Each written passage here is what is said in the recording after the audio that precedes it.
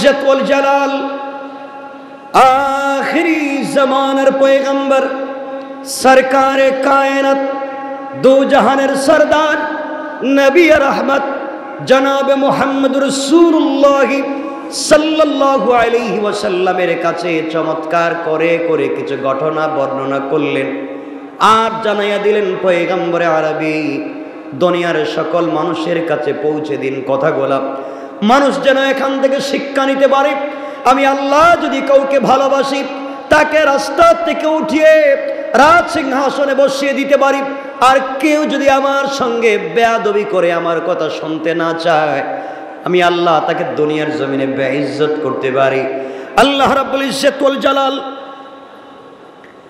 मूसा अलैहिस सलामेर कथा बर्णना करते गिये बोललेन हजरते मूसा नबियुना अलैहिस सालातु वास सालाम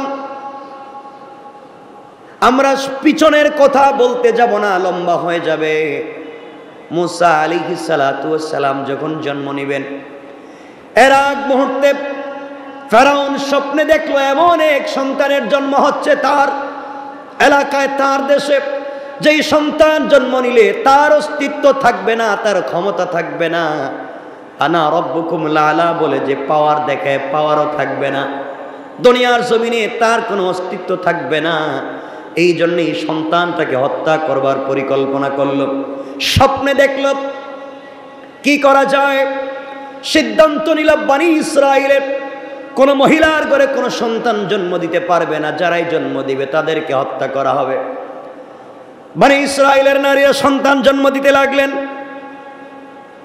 যাকে পায় যেখানে পায় তাদেরকে হত্যা করে গুপ্ত হত্যা করে প্রকাশ্য হত্যা করে বিভিন্ন ভাবে হত্যা করতে লাগলো এক পর্যায়ে দেখলো এভাবে যদি হত্যা করতে থাকে দাস দাসী আর খুঁজে পাবে না ফেরাউন বুঝতে পারলো এবার মন্ত্রী পরিষদ নিয়ে পরামর্শ করলো আমরা শুধু ছেলেদেরকে হত্যা করব মেয়েদেরকে বাঁচিয়ে রাখবো দীর্ঘদিন চলে গেল মেয়েদেরকে বাঁচিয়ে রাখা হলো দাসী বানাবার জন্য আর ছেলেদেরকে হত্যা করতে লাগলো দীর্ঘদিন এভাবে চলে যাওয়ার পরে দেখলো তাকে তাদের দেশে কাজকর্ম করার মতো কোনো তরুণ সন্তান খুঁজে পাওয়া যায় না সবাইকে হত্যা করে ফেলেছে আমার বন্ধুগণ একটা সন্তানের ভয়ে লাখো সন্তানকে হত্যা করতেছে আজও দুনিয়ার জমিনে এমন কোন সন্তান যদি জন্ম হয়ে যায় দুনিয়ার জমিনে যারা ফেরাউনের মতো ক্ষমতার প্রভাব দেখায় তাদের দুনিয়ার জমিনে অস্তিত্ব খুঁজে পাওয়া যাবে না আমার মুসলমান বন্ধুগণ এবার ফেরাউন সিদ্ধান্ত নিল 1 বছরের সন্তানকে আমরা বাঁচিয়ে রাখবো আর 1 বছরের সন্তানকে আমরা হত্যা করব যেই বৎসরে সন্তানগুলাকে বাঁচিয়ে রাখবার কথা এই বৎসর আল্লাহ তাআলা জন্ম দিলেন মুসা আলাইহিস সালামের ভাই হযরতে হারুনকে হযরতে হারুন জন্ম নিলেন যেই বৎসর সন্তানকে বাঁচিয়ে দেওয়া হবে ওই বৎসরে হযরতে হারুন জন্ম নিলেন আর যেই বৎসরে সন্তানদেরকে জবাই করে মারবার কথা ওই বৎসরে আল্লাহ তাআলা জন্ম দিলেন যেই সন্তানকে উপলক্ষ করে এতগুলা সন্তানকে হত্যা করা হয় সেই সন্তান হযরতে মুসা আল্লাহু আকবার আমরা লম্বা ঘটনার দিকে যাব না মুসা জন্ম নিলেন আমার বন্ধুগণ মুসা আলাইহিস সালাতু ওয়াস সালাম জন্ম নিয়েছেন মুসা জন্ম নেওয়ার পরে ফেরাউনের বাহিনী ঘরে ঘরে যায় সন্তানদেরকে হত্যা করে ফেলতে চায় মুসার আশ্চর্য হয়ে গেলেন আমার ঘরে ঢুকবে আমার সন্তানটাকে হত্যা করে ফেলবে সারাদিন কান্না করলেন রাত্রবেলা মুসাকে কোলে নিয়ে যখন ঘুমিয়ে পড়েছেন স্বপ্নে দেখেন কে বলতেছে মুসার মারে এই সন্তানকে নিয়ে আপনি কোনো টেনশন করবেন না চিন্তা করবেন না এই সন্তানকে নিয়ে আপনি চিন্তা করবেন না আগামী কালকে যখন আপনার ঘরে ফেরাউনের বাহিনী সন্তান হত্যা করবার জন্য আসবে আপনি আপনার কুলের সন্তানটাকে প্রজ্বলিত চুলার আগুনের মধ্যে ফেলে দিবেন আপনার সন্তানকে এরপরে যা করা লাগে স্বয়ং করবেন একমাত্র আল্লাহ আল্লাহু আকবার একটা জীবন্ত সন্তানকে অগ্নিকুণ্ডে ফেলে দেবার কথা বলছেন স্বপ্নে, একজন মা হিসাবে তা কেমনে মেনে নিতে পারেন? আগুন তো সব জ্বালিয়ে দে। মুসা আলাইহিস সালামকে আল্লাহ পরামর্শ দিচ্ছেন তাকে আগুনে ফেলে দাও। আল্লাহ বুঝতে চাচ্ছেন আমি যাকে বাঁচাতে চাই তাকে আগুন স্পর্শ করতে পারে। আমার বন্ধুগণ, যেই কথা সেই কাজ। পরের দিন যখন ফেরাউন বাহিনী আসলো, মুসা আলাইহিস সালামের মা ইতস্তবোধ করলেন কি করবেন, স্বপ্নে যা দেখছি বাস্তব কিনা অবাস্তব জানি না, কি করব। সিদ্ধান্ত নিলেন আমার চোখের সামনে আমার সন্তানকে হত্যা করবে, তা সহ্য করতে পারি না, এর চাইতে চুলায় ফেলে দিই। চুলার ভিতরে প্রজ্বলিত করলেন, ধাউ ধাউ করে আগুন জ্বলতে লাগলো। মুসা আলাইহিস সালাতু ওয়াস সালামকে মা কুল থেকে চুলার ভিতরে ফেলে দিয়ে একা একা কাঁদতেছেন। ফেরাউন বাহিনী ঘরের ভিতরে ঢুকলো, সব দিকে তালাশ করে, কোথাও কোনো জীবন্ত বাচ্চা সন্তান পেল না। একজন বলছে আসো তো যাই, সামনের দিকে যাই, পাকঘরের দিকে যাই। আরেকজন বলছে গিয়ে কোনো লাভ নাই, চুলায় তো আগুন জ্বলে, বাচ্চা কি মানুষ আগুনে ফেলে দেয়, আসলে বাচ্চাই নাই। সবাই খুঁজে খুঁজে চলে গেল। মুসা আলাইহিস সালামের মা চিৎকার করে কান্না করতে লাগলেন আর বলছেন আল্লাহ তাআলা, স্বপ্নে কি দেখেছি, কি করলাম, এক ফেরাউনের বয়ে সন্তানটাকে অগ্নিকুণ্ডের মধ্যে ফেলে দিয়েছি, বাঁচবে কিনা। মুসা আলাইহিস সালামের মা কাঁদতে কাঁদতে যখন তিনি আগুনের কাছে গিয়েছেন, তাকাইয়া দেখেন হযরতে মুসা শিশু অবস্থায় আগুনের ভিতরে বসে বসে জান্নাতের সেব আপেল ফল নিজে হাতে নিয়ে খেলাধুলা করতেছে। আল্লাহু আকবার বলেন। আল্লাহ এভাবে বাঁচিয়ে দিতে পারে আপনাকে আমাকেও। হাজার হাজার হাজার হাজার ষড়যন্ত্রের ভিতর থেকে তোমাকে আমাকেও আল্লাহ তাআলা চাইলে বাঁচিয়ে দিতে পারে না? পারেন না? ইনসাফ, নিজের ভিতরে আত্মবিশ্বাস রাখতে হবে, ইকিন বিশ্বাস এতেকাদ রাখতে হবে, আল্লাহ চাইলে সব পারেন। আমার মুসলমান বন্ধুগণ, এবার সন্তানকে কোলে নিলেন। বাচ্চা সন্তান মায়ের চেহারার দিকে তাকিয়ে হাসতেছে। তাকাইয়া দেখলেন মুসা আলাইহিস সালামের শরীর থেকে একটা পশম জ্বলা তো দূরের কথা, তার শরীরের কাপড় পর্যন্ত আগুন লাগে না। আল্লাহু আকবার। আল্লাহ পারেন কি পারেন না?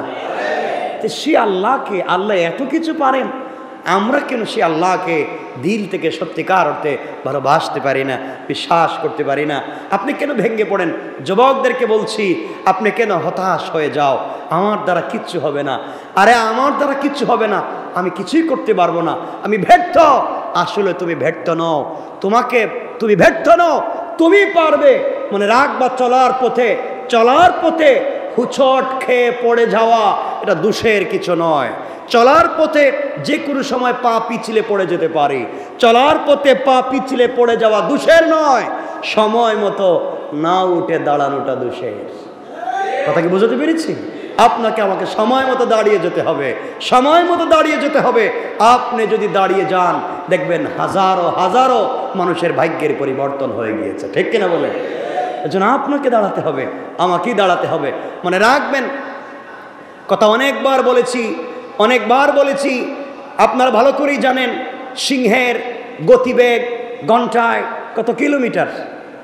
কারো জানা আছে? বলতে পারলেন না।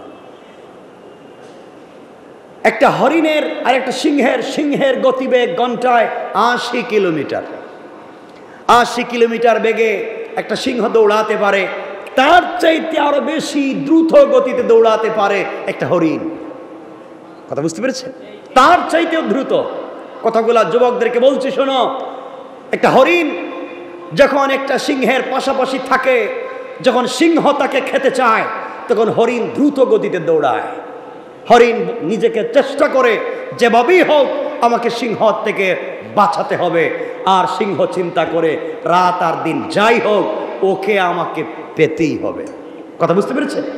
দুজন দৌড়াচ্ছে, একজন নিজেকে বাঁচাবার আশায়, আরেকজন তার খাবার খাওয়ার আশায়। দুজন দৌড়ায়, কিন্তু সন্ধ্যার আগে আগে সিংহকে, এই হরিণকে অবশ্যই সিংহ শিকার করতে পারে। অথচ সিংহের চাইতে হরিণের গতি বেশি ছিল, তারপরেও কেমনে ধরে ফেলে?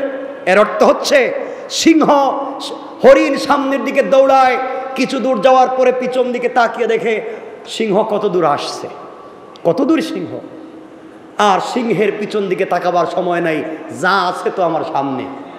কথা বলেন না, যা আছে তো আমার সামনে, পিছনে তাকাবার সময় নাই। এই জন্যে হরিণ সামনে যায় আর পিছনে তাকায়, পিছনে তাকাতে তাকাতে 100 বার তাকাতে তাকাতে তার দূরত্ব কমে যায়, আর সিংহ না তাকাবার কারণে কাছাকাছি পৌঁছে যায়। কথা বুঝতে পেরেছেন? এই জন্য যুবকদেরকে বলছি, ভাই তোমার পিছনের জিন্দগিতে অতীতে কি হয়েছে? তোমার অতীতের চরিত্রে স্খলন ছিল, তোমার অতীতের জিন্দগিতে অন্যায় ছিল, তোমাদের অতীতের জিন্দগিতে ব্যর্থতা ছিল, ওদিকে তাকাবার সময় নাই। তোমার ভবিষ্যৎ 100% পরিষ্কার।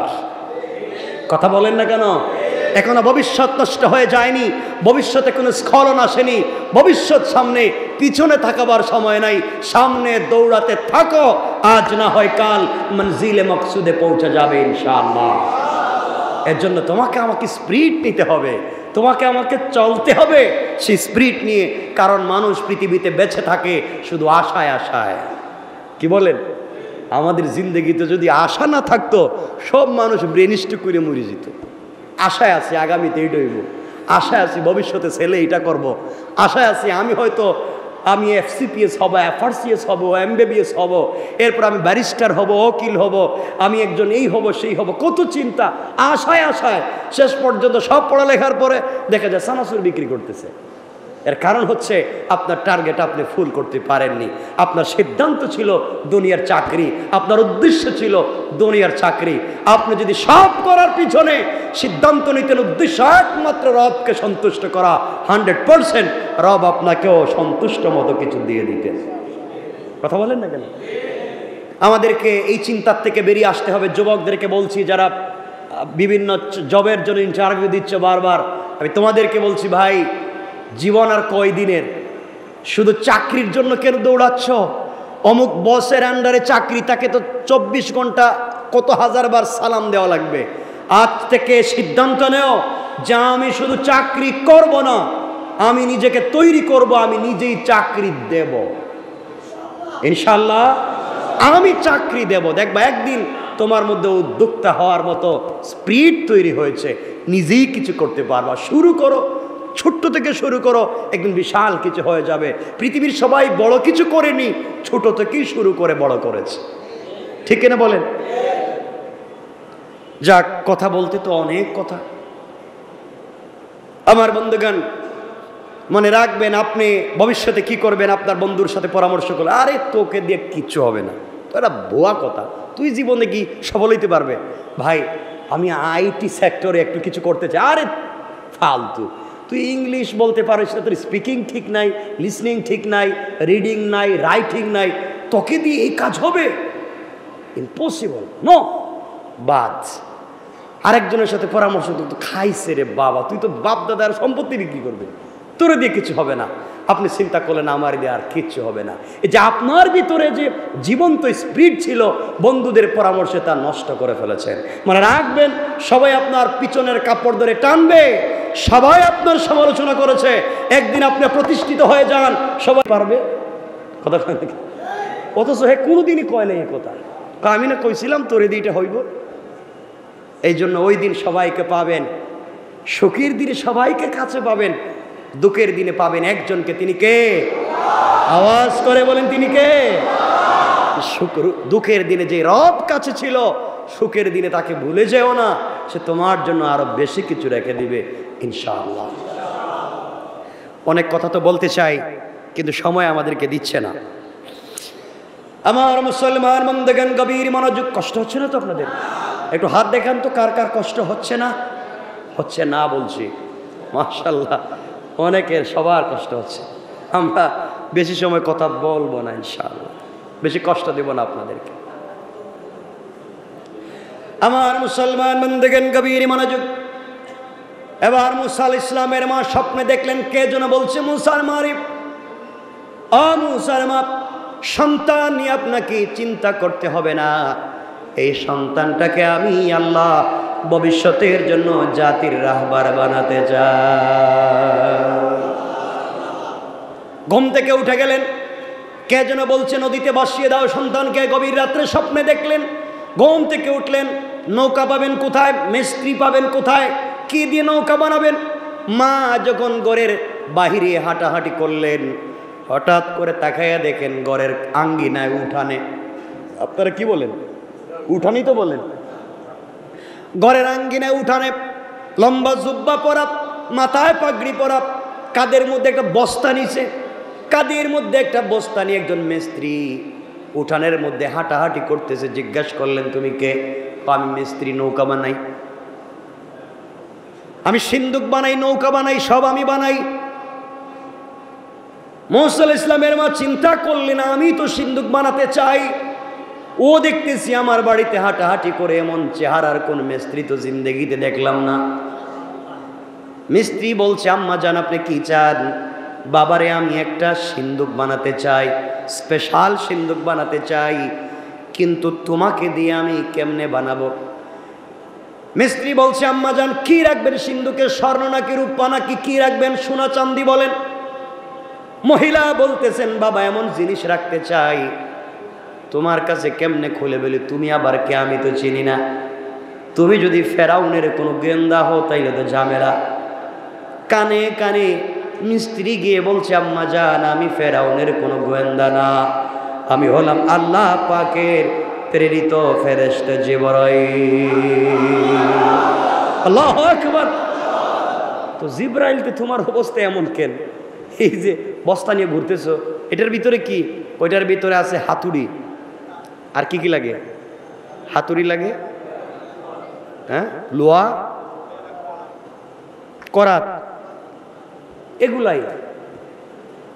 কতে তো ঠিক আছে, আমি তো একটা এই সিন্দুক বানাতে চাই, আমার একটা ছেলে আছে, নাম রাখছি মুসা, এই ছেলেটার এটার ভিতরে ঢুকাইয়া বাসায় দিতে চাই। জিবরাইল বলতেছে মনে মনে এই কাজ তো আল্লাহ আমার দিয়েই পাঠাইস। সুবহানাল্লাহ বললেন না? কই এই কাজের জন্য তা আমি পারফেক্ট, আমি খুব ভালো গোপনীয়তার সাথে এমন সিন্দুক বানিয়ে দিতে পারবো। আচ্ছা ঠিক আছে, কি কি দেওয়া লাগবে? কই কাঠ দেন।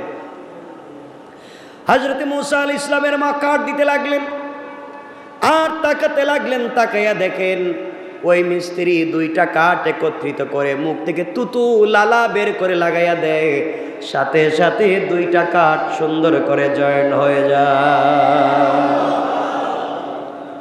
সুন্দর একটা সিন্দুক হয়ে গেল। এবার জিবরিল আমিন বলছেন আম্মা জান আপনার সন্তানকে নিয়ে আসেন, এর ভিতরে শুইয়ে দিতে হবে। হযরতে মুসা আলাইহিস সালামের মা মুসাকে নিয়ে আসলেন, সিন্দুকে রেখে দিতে চান। জিবরিল আমিন বলছেন আমার কুলে দেন। আল্লাহ ডাক দিয়ে বলছেন জিবরাইল রে খবরদার বলে দিলাম, আজ তুমি যাকে শিশু মুসা বলেছিল ভবিষ্যতে সে আমার বন্ধু হবে, এই বনি ইসরাইলের নবী এবং রাসূল হবে। খবরদার তোমার হাতে আমার বন্ধুকে নিবা, হাতকে শক্ত করতে পারবা না, তোমার হাতকে নরম করে আমার বন্ধুকে তোমার কোলে উঠাইয়া না। আল্লাহু আকবার। শিশু মানুষ তাকেও আল্লাহ তাআলা কত ভালোবাসতেছেন। জিবরিল আমিনকে বলছেন খবরদার, ও আমার বন্ধু, কষ্ট দেওয়া যাবে না। আল্লাহর কাছে হযরত জিবরাইল বলছেন আল্লাহ বাচ্চা মানুষ, কয়েকদিন মাত্র বয়স, ওকে এখানে রাখলেই তো কান্না শুরু করবে। আল্লাহ বলেন মুসা, জিবরিল আমিন চিন্তার কারণ নাই, একটু পিছন দিকে তাকাও। জিবরিল আমিন পিছন দিকে তাকায় দেখেন দুইজন রহমতের ফেরেশতা জান্নাত থেকে বাচ্চাদের বিছানা নিয়ে হাজির। এত আসতে বললেন? হযরত জিবরিল আমিন সিন্দুকের ভিতরে বিছানা বিছাইয়া দিলেন। আল্লাহ ও তো কাঁদবে। আল্লাহ বলছেন জিবরাইল মার কুলে দাও, আর মাকে বলো ওই সিন্দুকের ভিতরে বিছানা রাখতে। মা যখন মুসা আলাইহিস সালামকে সিন্দুকে রাখতে দেরি, হযরত মুসা ঘুমাইতে দেরি নাই, ঘুমায় গেছেন। দরজাটা লাগাইয়া নদীতে ছেড়ে দিয়েছেন। কার ভয়ে? সবাই বললেন না কার ভয়ে? এই ঘটনা তো বিশাল। ফেরাউনের ভয়ে ছেড়ে দিলেন। পানি যায় এদিকে আর সিন্দুক যায় এদিকে। মা সুবহানাল্লাহ নাই। মুসা আলাইহিস সালামের এক বোন ছিল, সে জঙ্গলে গিয়ে দেখতেছে বিষয়টা কি, দেখি তো কই যায় কই যায় কই যায়। আস্তে আস্তে যাইতে যাইতে সিন্ধুক গিয়া লাগছে ফেরাউনের ঘাটে। কার ঘাটে? ওই যে আপনারা বলেন যেখানে বাঘের ভয় সেখানেই রাত্র হয়। যে ফেরাউনের ভয়ে এত কার্যক্রম, শেষ পর্যন্ত সেই ফেরাউনের ঘাটে আল্লাহ বলছেন, ফেরাউন আমি বাঁচাতে চাই, পারলে তুই কিছু কর। এখানে দুটা, কেউ বলছেন ফেরাউনের স্ত্রী হযরতে আসিয়ার দাসী, আর কেউ বলেছেন তার একটা মেয়ে ছিল পালক, সেই মেয়েটার দাসী পানি নেওয়ার জন্য আসছে, এসে দেখতে চমৎকার একটা সিন্ধুক। কিন্তু সিন্ধুকের কাজের অবকাঠামোতে মনে হয় এটা এই দেশের কোনো মিস্ত্রি কাজ করেনি। কারণ এই দেশের মিস্ত্রি কাজ করলে তো কাঠের মধ্যে দাগ দুগ থাকার কথা, ফরমালিন দেওয়ার কথা, সেগুন কাঠ বইলা কলা গাছও ঢুকিয়ে দিতে পারে। কথা বলেন না কেন? এগুলো করেনি, মাঝে মাঝে করে, কিন্তু কাঠ তো দেখা যায় চমৎকার, একবারে ফিনিশিং। এটা কোন দেশের মিস্ত্রি কাজটা করলো? এক পর্যায়ে তারা চিন্তা করলো নিশ্চয় এটা বাদশার বাড়ি থেকে, বিদেশ থেকে কোনো হয়তো সিন্ধুক ছিল, চুরেরা নিয়ে যাওয়ার সময় ফেলে গেছে এখানে। তারা দুইজন চিন্তা করলো এটা কি করা যায়। একজন বলছে এখানে খুলি, আরেকজন বলছে খোলার পরে যদি স্বর্ণরূপ কিছু পাই তাইলে তো ওগুলো মারামারি হবে, এক কাজ করো ওগুলো নিয়ে আমরা আসিয়ার সামনে গিয়ে খুলবো। আল্লাহ তাআলা আগে থেকেই আসিয়ার দিলের ভিতরে মুসাকে দেখলেই যেন ভালোবাসা তৈরি হয় এমন দরদ ঢেলে দিয়েছে। কারণ আল্লাহ তাআলা, রাসূল পাক হাদিসে বলছেন, আল্লাহ হাদিসে কুদসিতে আল্লাহ বলেছেন, আমি যাকে ভালোবাসি, আমি জিবরিল আমিনকে বলি আমি তাকে ভালোবাসি, জিবরাইলকে বলি জিবরাইল তুমি পুরো আসমানে ফেরেশতাদেরকে বলে দাও আমি তাকে ভালোবাসি, পুরো দুনিয়ার পাবলিককে বলে দাও আমি তাকে ভালোবাসি, পাবলিক যেন তাকে ভালোবাসে। সুবহানাল্লাহ।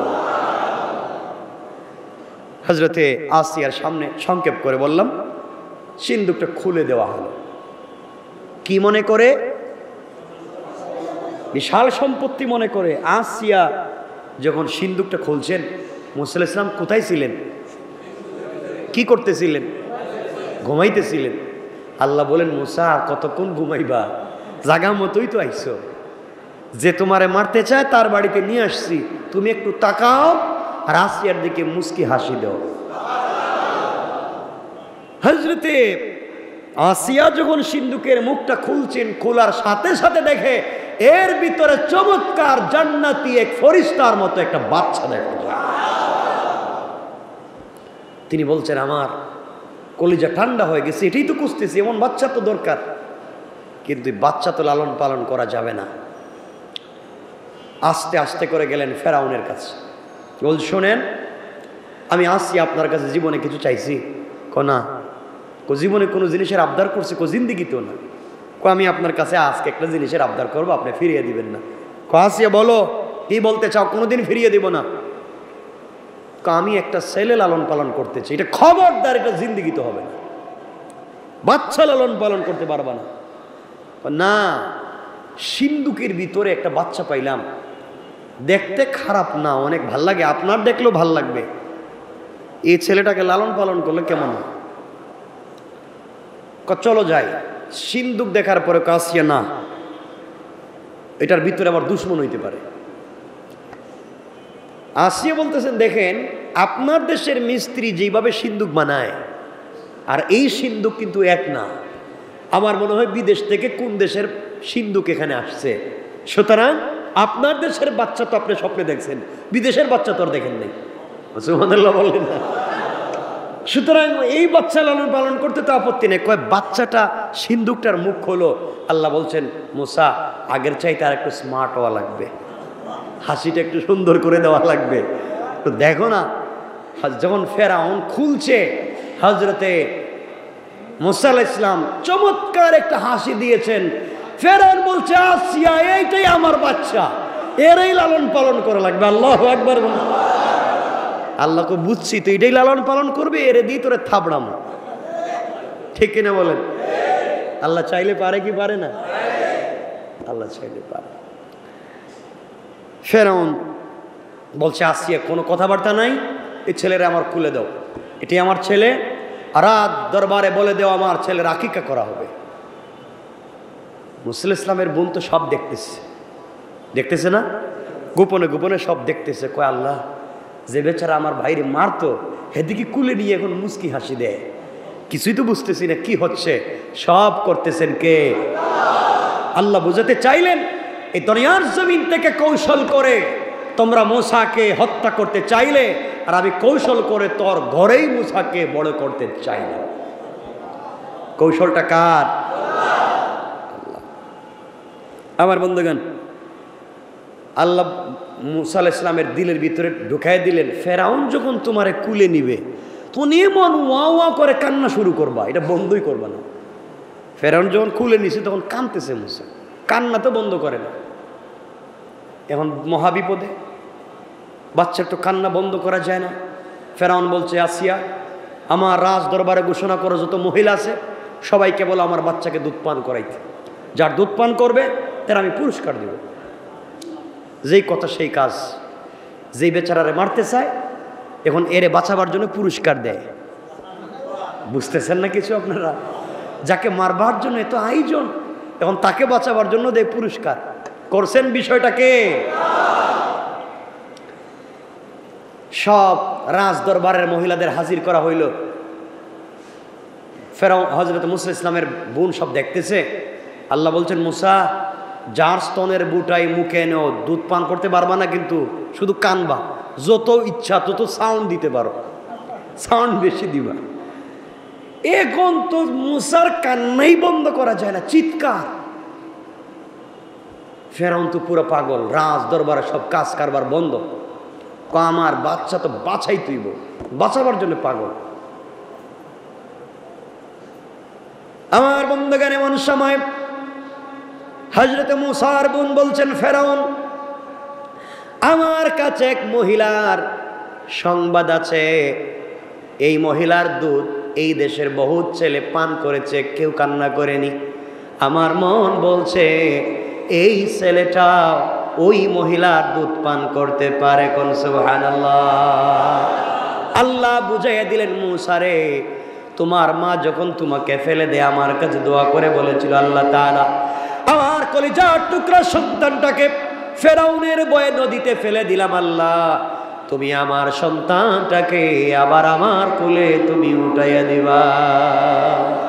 মূসা আমি ওয়াদা দিয়েছি তোমাকে তোমার মায়ের কোলে উঠাইয়া দিব। এই মুহূর্তে আমি আল্লাহ কৌশল করে তোমার মাকে ফেরাউনের বাড়িতে আমি আনতে চাই এবং তোমাকে তোমার মায়ের কোলে লালিত পালিত করতে চাই।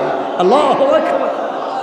দুশমনের বাড়িতে এখন রাজ দরবারের খাবার দাবার চলবে, চিন্তা করেন আল্লাহকে কৌশল। এই জন্য আল্লাহ রাব্বুল ইজ্জত ওয়াল জালাল বলেছেন, বারবার আয়াত বলি, আমার আল্লাহ বললেন, ওয়া মাকারু ওয়া মাকারাল্লাহ ওয়াল্লাহু খায়রুল মাকিরিন।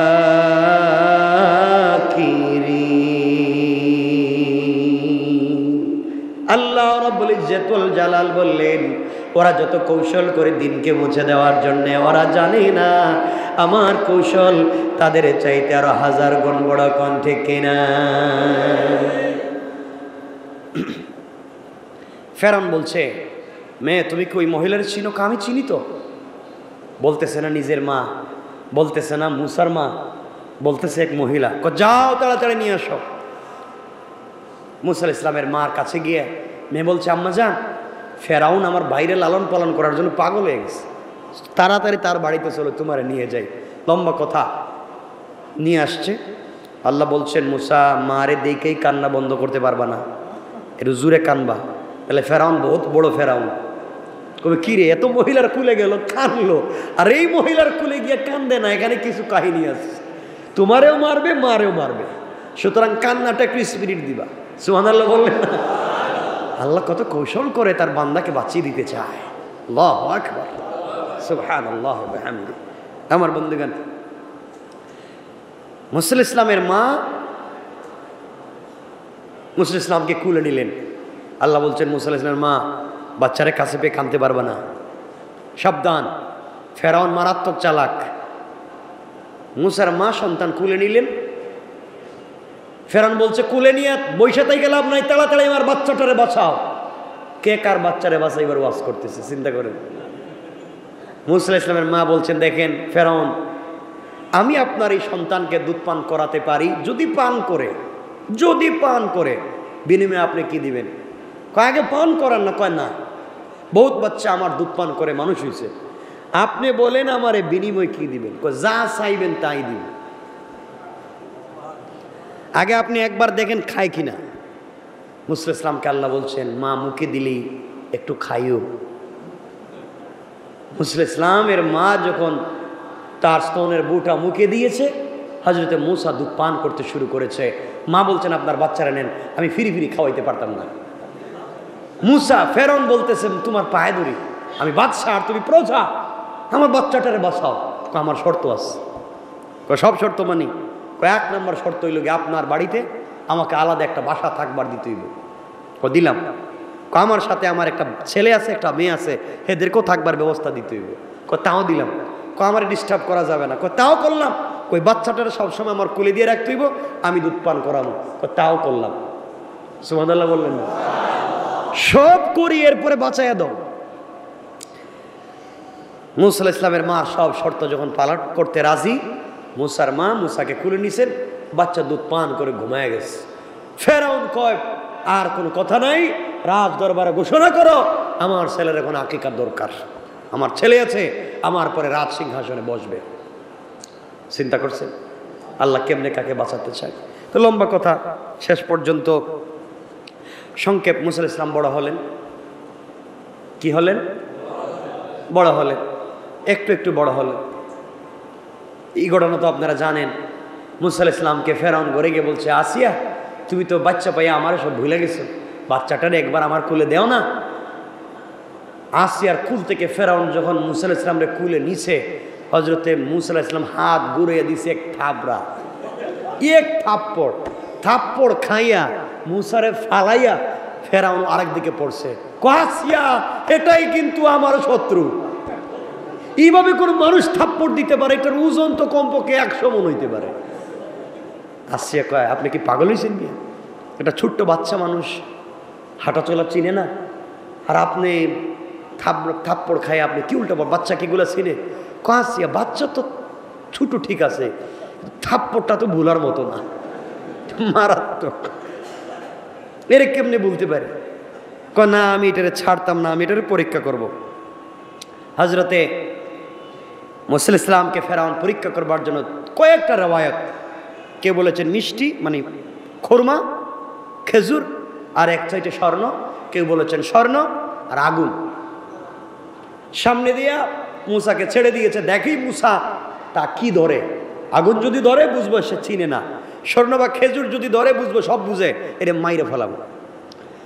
আসিয়া বলছেন, আপনি তো একটা বাজে লোক, বাচ্চারে পরীক্ষা করা যাক না, সব ভুলে যাইতে পারি, থাপ্পড় এটা বলবার মতো না, এটা মারাত্মক জিনিস যে মায়ের দিছে আমার। আল্লাহ কয়ে সামনে আরো বহুত মায়ের বাকি আছে, ঠিক কিনা বলেন?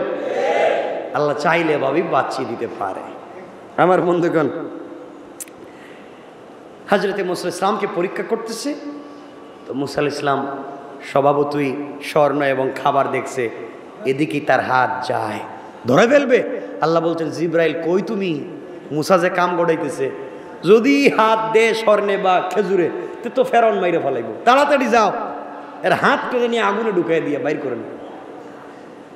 জিবরিল আমিন এসে মুসার হাতকে যখন আগুনে লাগাইছেন, আর আগুন দিলে কি ঠান্ডা লাগে না গরম লাগে? মুসা আলাইহিস সালাম চিৎকার দিয়ে জিব্বায় দিছে। এই জিব্বাটা একটু পুড়া পুড়া, কোনো ইতিহাসে পাওয়া যায়। এই যে মুসা আলাইহিস সালাম কথা বলতে তুতলায়, মনে আছে নি আপনাদের? এই যে পুড়ে গেছে। ফেরাউনকে আসি এক ধাক্কা দিয়ে ফালাইয়া মুসা আলাইহিস সালামকে কুলে নিয়ে বলছেন, আপনি তো আসলেই জালিম, বাচ্চাকে পরীক্ষা করতে মুখ পুড়ে ফেলাইতেছেন। আসলেই তো ঠিক, বাচ্চা তো আগুন চিনে না, খেজুর চিনে না, থাপ্পড় দিল কেমনে? এ তো মহা বিপদে পড়ছে। সব ঠিক, থাপ্পড় দিল কেমনে এত জোরে? আমার বন্ধুগণ, যাই হোক, এক পর্যায়ে হযরতে মুসা আলাইহিস সালাম বড় হলেন। সংক্ষেপ, ফেরাউনের বাড়িতে থাকলেন, খাইলেন। একদিন গিয়ে দেখলেন ফেরাউনের বাবুর্চি অথবা তার কর্মচারী আর বনি ইসরাইলের কেউ, কিবতি আর বনি ইসরাইল, দুইজন মারামারি করতেছে। মুসার তো স্বভাবতই ফেরাউনের বাহিনীরে দেখতে পারে না। দুইজন যখন মারামারি করতেছে, এর ভাঙ্গাবার জন্য একটা থাপ্পড় দিছে, থাপ্পড় দিছে, এক থাপড়া মরে গেছে। মুসার থাপ্পড় চিন্তা করছেন নি আপনারা? মরে গিয়েছে, কারণ ফেরাউন ছোটবেলা থাপ্পড় খাইয়া এখনো ভুলতে পারে না। তার ওই বেচারা থাপ্পড় খেয়ে পড়ে গিয়েছে, মরেই গেছে। মুসা আলাইহিস সালাম বুঝলেন ব্যাপার এখন তো খারাপ, ফেরাউন যদি জানতে পারে এই ঘটনা আমি ঘটাইছি, আমারে মেরে ফেলবে।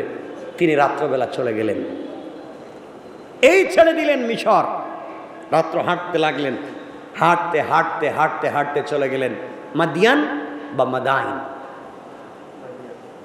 যাওয়ার পরে বিকেলবেলা তিনি দেখেন দুইটা ছোট্ট ছোট্ট মেয়ে, ছোট্ট না মোটামুটি এক পর্যায়ের দুজন মেয়ে তার উটকে, তার পশুকে পানি পান করাবার জন্যে আসছে, কিন্তু কূপের মুখটা বন্ধ।